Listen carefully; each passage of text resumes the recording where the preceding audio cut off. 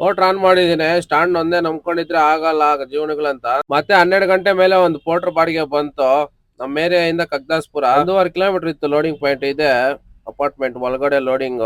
ಇಲ್ಲಿ ಬಂದ್ರೆ ಫುಲ್ ಹೋಲಿ ಫುಲ್ ಹಬ್ಬ. ಇಲ್ಲಾಂದ್ರೆ ಒಳಗಡೆ ನನ್ನ ಮಗನ್ ಗಾಡಿ ಮೇಲೆ ಎಲ್ಲಿ ಬಿಳ್ದ್ ಬಿಡುತ್ತೋ ಎಲ್ಲ ಹೊಸದಾಗ ರೆಡಿ ಮಾಡ್ಸ್ಕೊ ಬಂದಿದ್ದೀನಿ. ಎಲ್ಲ ಹಾಕ್ಬಿಡ್ತಾರ ಪಾಯಿಂಟ್ ಅಂತ ಬೈದಿಂದ ಹೋದೆ.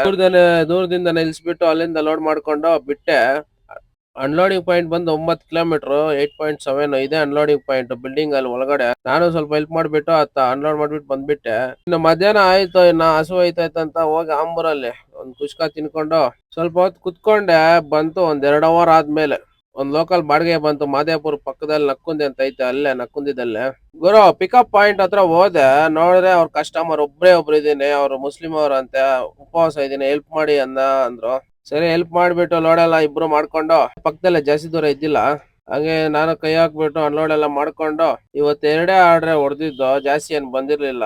ಯಾಕಂದ್ರೆ ಹೋಳಿತಾನೆ, ಯಾರೇ ಆಗ್ಲಿ ಬುಕ್ ಮಾಡಿಲ್ಲ. 1 ಅವರ್ ಕಾಯ್ದೆ. ನೋಡ್ದೆ ನಕ್ಕುಂದಿದ್ದಲ್ಲಿ ಮನೆ ಕಡೆಗೆ ಹೊರಟ್ಬಿಟ್ಟೆ. ಬಾಯ್ ಗುರು, ನೆಕ್ಸ್ಟ್ ವಿಡಿಯೋದಲ್ಲಿ ಸಿಗೋಣ. ಫಾಲೋ ಮಾಡಿ, ಲೈಕ್ ಮಾಡಿ, ಶೇರ್ ಮಾಡಿ.